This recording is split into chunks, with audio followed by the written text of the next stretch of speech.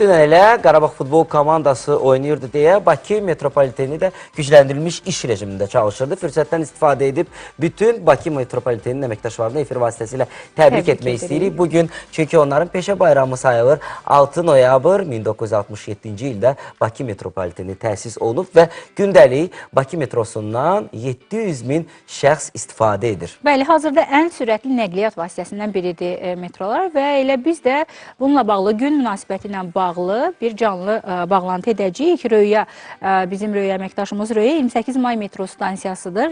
Röya, səni salamlayırıq, buyur. Elə səndən eşidək məlumatları. Salam, sabahınız xeyir.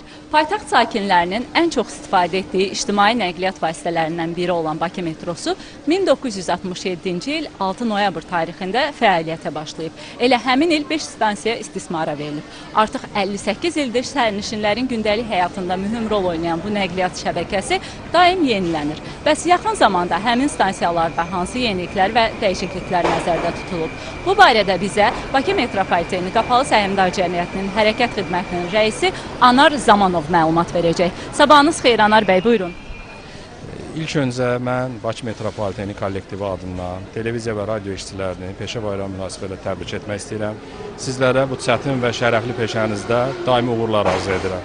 Sizin də vurğuladığınız kimi, bəli, Bakı metropoliteni 1967-ci ilin noyabr ayının 6-sında 5 stansiya ilə sərnişindaşıma fəaliyyətinə başlayıbdır. Geridə qoyduğumuz 58 il ərzində həmin bu ilk istismara verilən 5 stansiyada əsaslı yenidən qurma işləri aparılıbdır.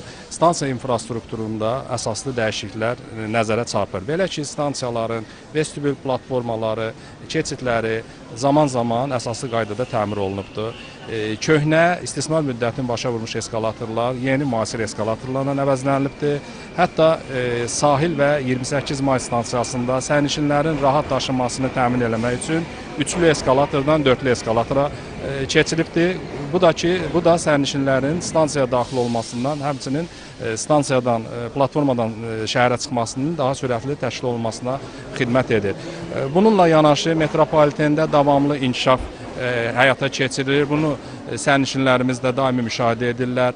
Cari ilə mən toxunmaq istəyərdim. Bu il ərzində sərnişin daşımaya əlavə töhfə vermək üçün hərəkət qrafiki rəqəmsallaşdırılıb. Bu rəqəmsallaşdırılmış hərəkət qrafikinin fonunda biz qatar cütlüklərinin artırılmasına nail olmuşuq. İl ərzində 2 dəfə 32 cüt və daha sonra 34 cütlük hərəkət qrafiki tətbiq olunubdur. Bunun da sayəsində xəttə cəlb olunan əlavə qatarlarla sərnişin daşımanın daha sürətli, daha effektiv təşkilinə nail ola bilmişik. Yeniliklər bununla bitmir. Biz müxtəlif xətlərdə məhk hərəkətin təşkil olunduğu stansiyalarda intervalların azaldılmasına nail olmuşuq.